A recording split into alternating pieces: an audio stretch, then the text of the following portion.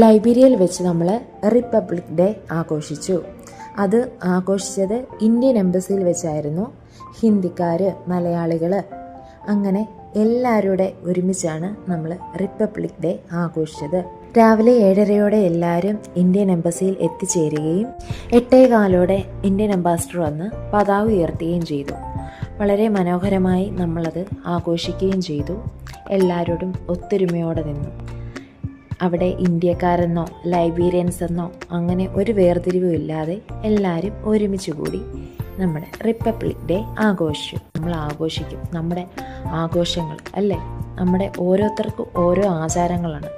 അതിപ്പം ഏത് രാജ്യമാകട്ടെ എവിടെ ആകട്ടെ നമ്മളതൊന്നും നോക്കത്തില്ല. നമുക്കവിടെ സൗകര്യമുണ്ടോ നമ്മളത് ചെയ്തിരിക്കും. അതാണ്. അങ്ങനെ നമ്മൾ മറ്റുള്ളവർക്കൊരു പ്രചോദനമാകട്ടെ. ഇനിയും അവിടെ നടന്ന കുറച്ച് ആഘോഷങ്ങളും അതുപോലെ തന്നെ അവെയർ ഇൻ്റർനാഷണൽ സ്കൂളിലെ ടീച്ചേഴ്സിൻ്റെയും കുട്ടികളുടെയും പരിപാടികളും ഞാൻ ഇതിൻ്റെ അത് ആഡ് ചെയ്യുന്നുണ്ട്.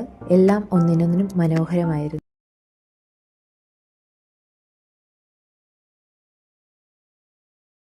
I'm very happy to see such a large turnout today. Even though today is the first working day of the week, this is reflective of the close bond between India and Liberia.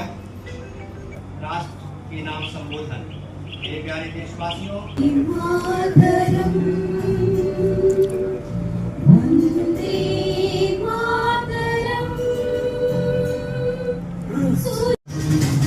सुनो गौर से दुनिया वालों, बुरी नजर ना हम पे डालो, चाहे जितना जोर लगा लो सबसे आगे होंगे ही।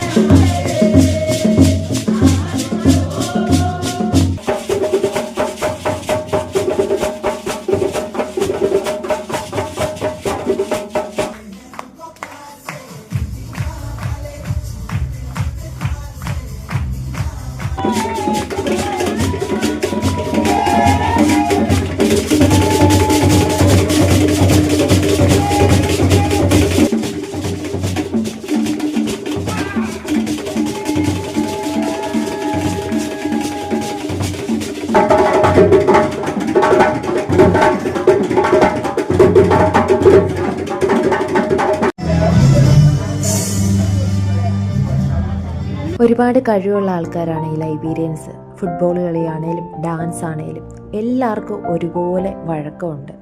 കാരണം നമ്മൾ ഓരോരോ പരിപാടിക്ക് പോകുമ്പോഴും നമ്മൾ കാണുന്നത് ജസ്റ്റ് നമുക്ക് വേണേൽ ഒരു പ്രാക്ടീസ് വേണ്ട വരും. ആ സമയത്ത് ഇവർക്ക് ഏതൊരു സോങ് ഇട്ടാലും, എന്തിന് ഹിന്ദി സോങ്ങോ ഏതൊരു സോങ് ഇട്ടാലും നന്നായി ഡാൻസ് ചെയ്യും. ഇത് കണ്ടിട്ട് നമ്മുടെ ചെണ്ട പോലെ തോന്നില്ലേ, നമ്മുടെ നാട്ടിൽ ചെണ്ട പോലെ. പക്ഷേ ഇത്